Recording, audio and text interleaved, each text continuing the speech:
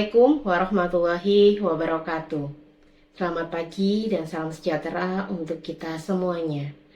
Selamat datang di mata kuliah Sistem Informasi Akuntansi pada Prodi S1 Akuntansi Fakultas Ekonomi dan Bisnis Universitas Wijaya Putra. Perkenalkan, saya Desi Isma Anggraini SEMA sebagai dosen pengampu mata kuliah ini. Mata kuliah Sistem Informasi Akuntansi merupakan mata kuliah yang mempelajari bagaimana data transaksi bisnis diproses menjadi informasi yang berkualitas untuk mendukung pengambilan keputusan manajemen. Dalam mata kuliah tujuan dari mata kuliah ini adalah mahasiswa memahami konsep dasar sistem informasi akuntansi, menganalisis proses bisnis dan kebutuhan informasi organisasi, mengevaluasi efektivitas sistem pengendalian internal, mendokumentasikan sistem menggunakan berbagai teknik permodelan, merancang sistem informasi akuntansi berbasis teknologi informasi, serta menghasilkan solusi sistem informasi yang mendukung pengambilan keputusan organisasi. Untuk capaian pembelajaran lulusan atau CPL pada program studi, yaitu yang pertama adalah mahasiswa mampu mengambil keputusan secara tepat berdasarkan standar operasional prosedur, analisis informasi, dan data dalam melakukan supervisi maupun evaluasi pekerjaan.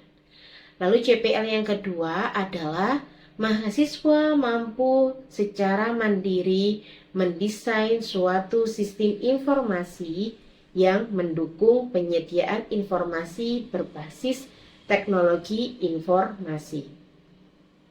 Berdasarkan CPL tersebut, maka pada akhir perkuliahan mahasiswa dapat mencapai CPMK.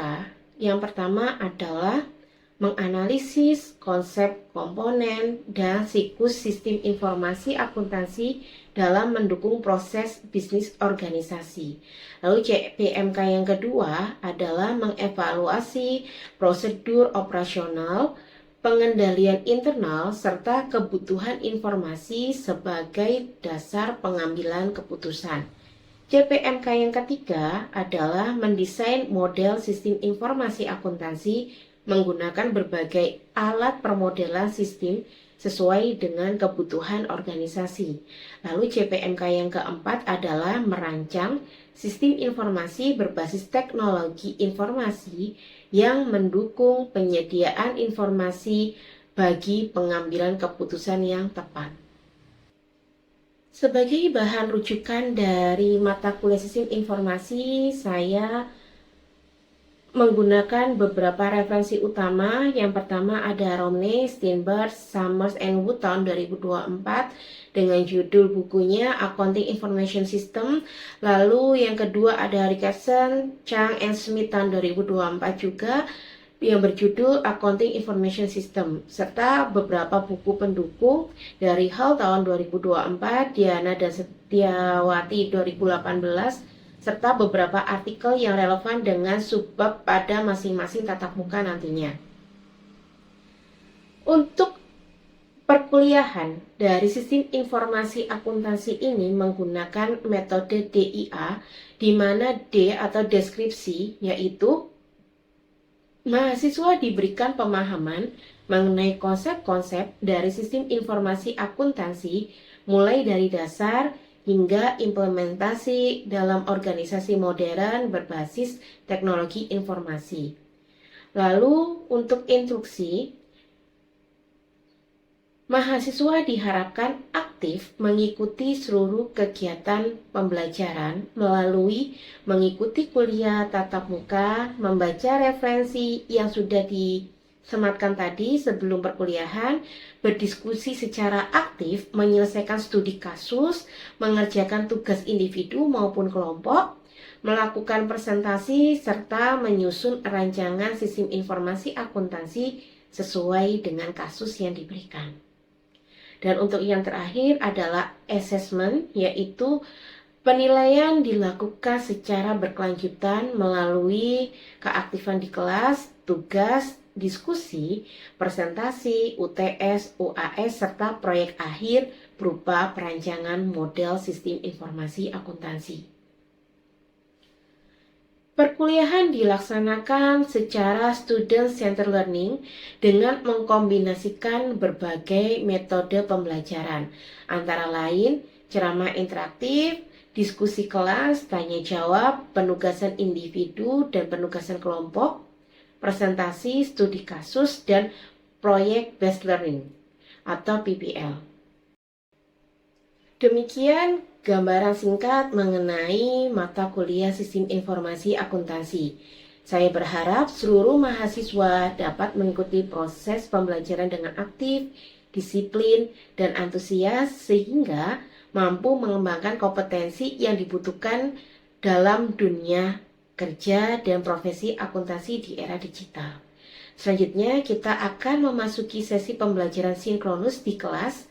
Pada pertemuan kali ini kita akan mempelajari materi kelima, yaitu berkaitan dengan sistem pengendalian internal. Selamat mengikuti pembelajaran, terima kasih atas perhatiannya, dan wassalamualaikum warahmatullahi wabarakatuh. Assalamualaikum warahmatullahi wabarakatuh. Waalaikumsalam warahmatullahi wabarakatuh. Selamat pagi dan salam sejahtera untuk kita semuanya.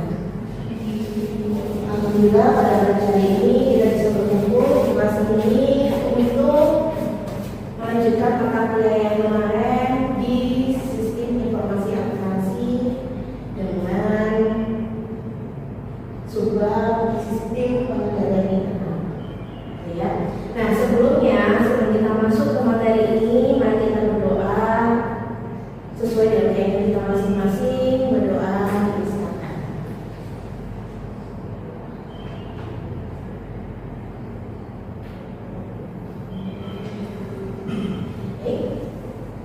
Untuk minggu lalu kita sudah membahas beberapa materi yang menjadi dasar sebelum kita memasuki materi ini. Ada beberapa materi terkait dengan database dan sebagainya. Nah, kalau kalian masih ingat, definisi dari sistem yang pertama kali kita bahas itu adalah suatu proses yang saling berkesinambungan, gitu ya.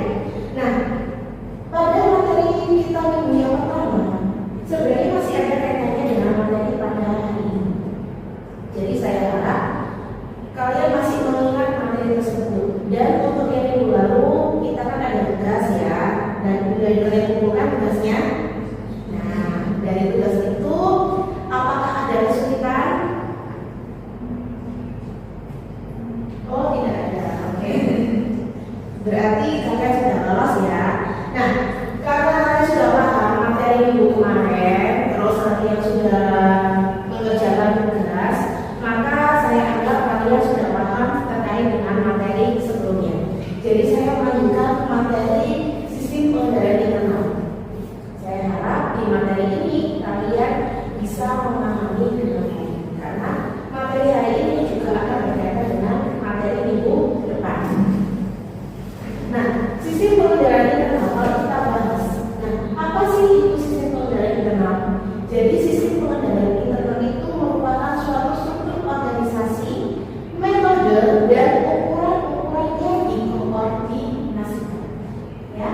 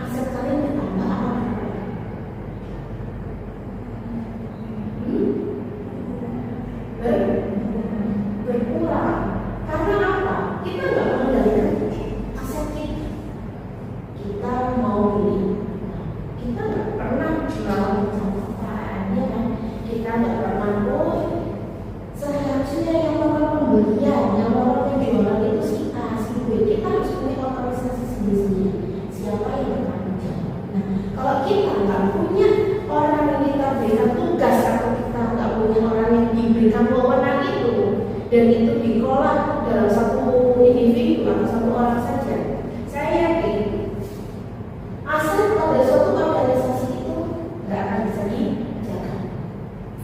Kalau manajer katanya data adalah data akumulasi, kenapa? Yang namanya pengendali internal pasti ada yang namanya kendalinya dan keadaan, karena itu adalah suatu proses yang dinamakan audit, ya kan? Sekarang misalkan di dalam suatu perusahaan bersama protokol, ya, di dalam protokol itu ada yang namanya audit.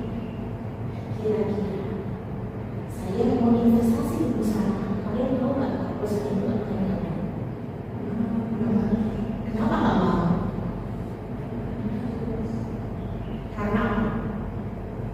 Saya punya uang nih 100 juta. Saya pengennya nih uang ini 100 juta saya investasikan di perusahaan. Tapi saya tahu perusahaan ini pernah melakukan.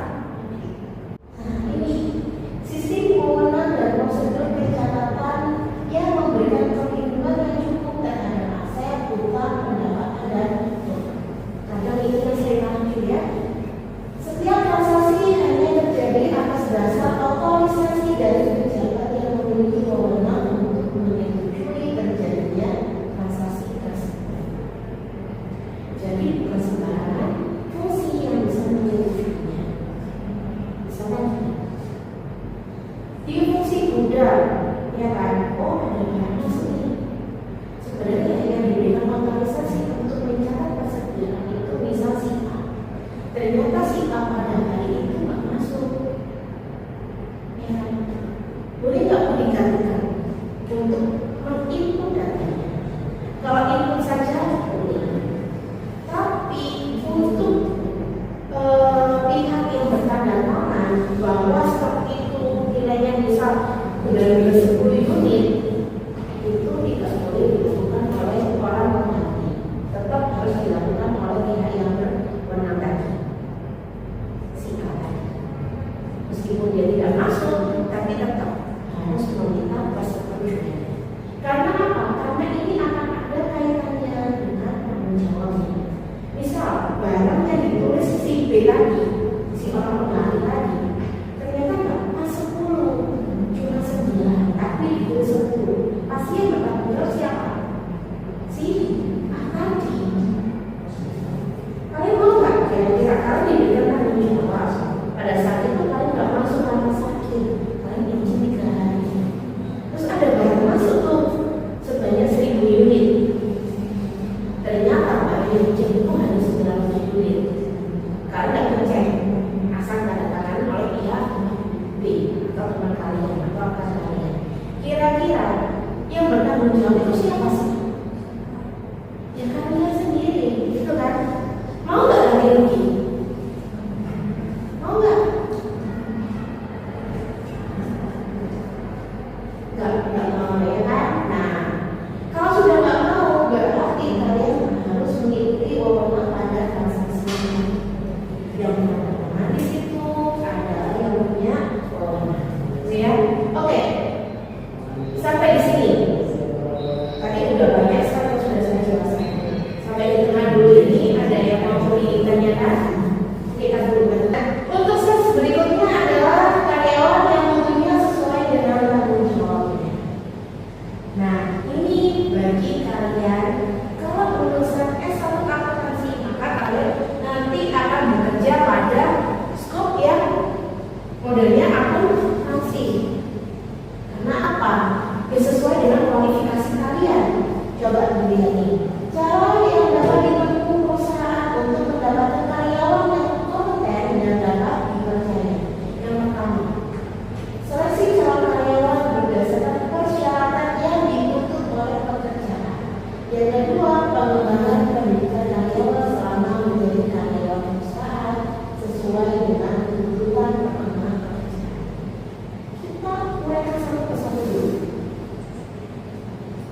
Kalian pernah lihat motor nggak? Ya kan? Di dalam satu motor kalian lihat, oh ada nih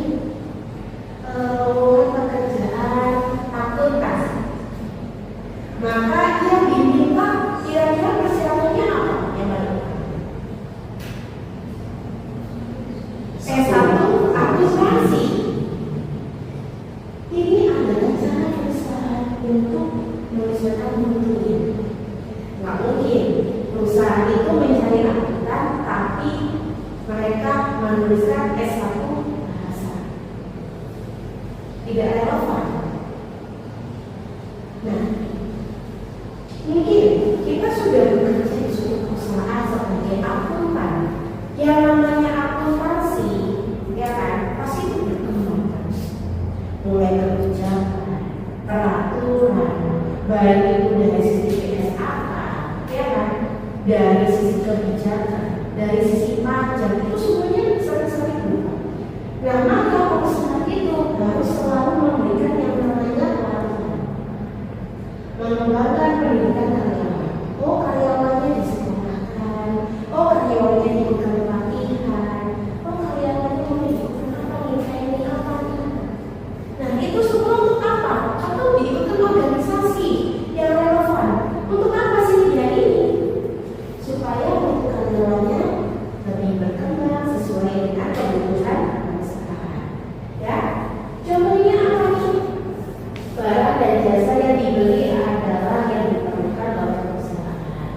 Barang yang diterima adalah barang yang benar-benar yang menjadi pesan. Utang dicatat dalam liabilitas perusahaan dan barang atau jasa itu memang benar-benar ada. Buktinya itu ada, ya. Jadi dalam serangkaian suatu sistem informasi akuntansi yang paling dibutuhkan itu apa sih sebenarnya? Yang paling utama itu adalah bukti transaksi invoice, ya.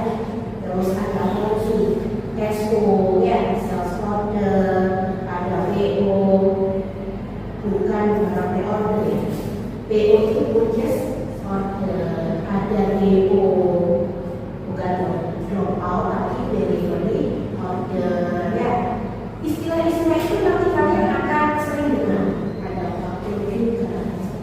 Banyak sekali istilah-istilah yang harus kalian pelajari. Oke, sampai di sini ada yang mau ditanyakan terlebih dahulu? Silakan, Mas. Baik, mohon izin mau bertanya. Jadi berdasarkan apa yang disampaikan Ibu ya dari awal hingga di presentasi slide ini, ya, saya menyimak bahwa ternyata sistem informasi dan sistem pengendalian internal ini merupakan salah satu faktor yang sangat dominan dan sangat mendukung terhadap perkembangan satu bisnis atau organisasi gitu ya. Dan bahkan ini menjadi penentu apakah suatu organisasi itu bisa berkembang dan lebih baik daripada sebelumnya. Nah, pertanyaan saya adalah kira-kira komponen sistem pengendalian internal yang seperti apa yang bisa menjadi yang menurut Ibu ini dipandang cukup krusial dan sangat penting ya, untuk mendukung terhadap pertumbuhan organisasi itu. Nah, mungkin itu. Terima kasih. Terima kasih untuk pertanyaannya, Mas. Jadi kalau kita kembali lagi, apa sih yang paling penting, yang paling krusial itu apa ya, supaya suatu organisasi itu tetap bertahan? Nanti kita tahu sendiri, yang namanya suatu organisasi, yang namanya suatu perusahaan itu banyak sekali tekanan dari luar, tekanan dari dalam juga ya. Kalau dari dalam mungkin kita bisa sedikit menghandle ya dari sistem pengendalian internalnya. Nah, sistem pengendalian internal itu yang paling penting apa? Keempat unsur ini sebenarnya. Kalau keempat unsur ini itu sudah dipenuhi oleh suatu perusahaan, saya yakin perusahaan itu akan tetap bertahan. Kenapa?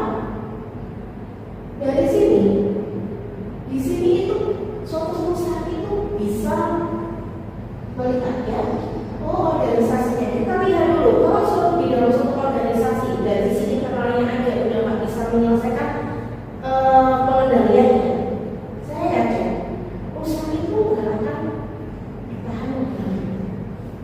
Unsur yang pertama, nih, setiap bagian itu harus dipisahkan. Kayak tadi ya, yang punya tanggung jawabnya sendiri, dia sudah kalau bagian pembelian dia sudah usaha pembelian aja. Kalau dicatat saja.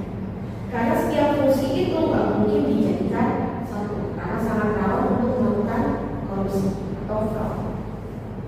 Yang kedua, sistem otorisasi dan prosedur pencatatan. Apakah di dalam suatu perusahaan itu punya sistem otorisasi nggak? Yang paling gampang perusahaan itu punya SOP nggak? Ya, punya kebijakan apa di situ? Apakah SOP-nya itu sudah dijalankan sesuai dengan standarnya? Apakah kebijakannya itu sudah sesuai dengan sanksinya?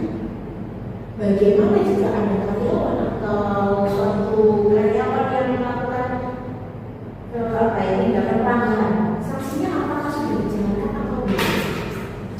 Atau mungkin karyawan si A ini punya hubungan kekeluargaan dengan direksinya? Terus dosen hukum kita mulai aja semuanya. Nah itu juga mempengaruhi, karena ketidakadilan tadi akan memicu suatu kecemburuan sosial. Lalu ada praktek yang sehat. Nah praktek yang sehat bagaimana? Kita lihat dalam satu organisasi, apakah di dalam setiap prosesnya itu mereka sudah berpraktek sesuai dengan apa yang dituliskan atau sesuai dengan aturannya apa? Kalau misalnya gini, di suatu organisasi, saya bercerita dulu ya, di dalam suatu organisasi ternyata dia itu produksinya harusnya itu setiap harinya itu produksinya 1000 unit dilakukan oleh fungsi produksi. Ternyata karena yang bagian fungsi administrasi ini sayang sekali nih biaya tetapnya itu berjalan gitu. Terus diluaskan aja, kita fungsikan aja sampai 1500 unit per hari. Gak apa-apa, ya gak apa-apa sebenarnya. Cuma itu akan menjadi pengaruh bagi para karyawannya. Karena apa?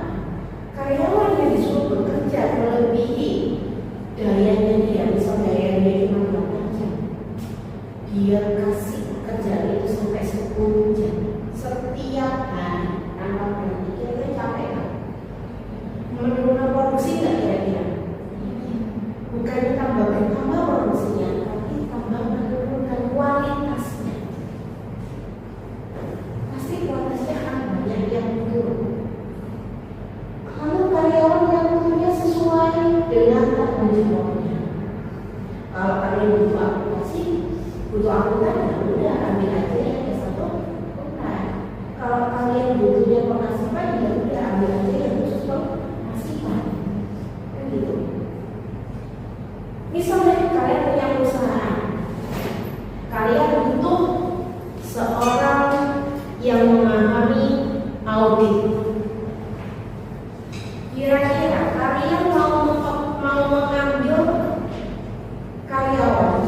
Kalau karyawan itu dengan kualifikasi apa? Apakah kalian itu mau mengambil yang jurusan S1 akuntansi yang biasanya audit, atau kalian mau mengambil S1 yang jurusannya non ekonomi? S1 akuntansi dengan konsentrasi audit. Karena apa? Karena itu adalah kualifikasi yang paling sesuai dengan yang dibutuhkan oleh perusahaan kalian. Jadi apapun di dalam suatu organisasi, kalau setiap unsurnya ini itu sudah berjalan sesuai dengan goalsnya, ya kan, sesuai dengan apa yang dibutuhkan oleh perusahaan, maka saya yakin suatu perusahaan itu akan tetap bertahan dari sisi internal. Kalau internalnya ini udah kuat, ya akhirnya udah kuat nih, baik dari sisi eksternal dia masih tetap bisa bertahan. Baik, ada lagi yang mau ditanyakan? Bagaimana? Sangat puas Bu, terima kasih banyak atas jawabannya. Baik, terima kasih ya. Oke, sampai di sini ada yang mau ditanyakan lagi? Sudah tidak ada yang ditanyakan? Kalau sudah tidak ada yang ditanyakan, ini adalah slide yang paling akhir. Oke, kalau gitu saya tutup pertemuan pada siang hari ini. Semoga ilmunya bermanfaat dan silakan kalian kerjakan tugas yang sudah saya berikan. di sistem kalian nanti kalian lihat ya. Dan minggu depan kita akan mengulas sedikit terkait materi hari ini. Jadi saya harap kalian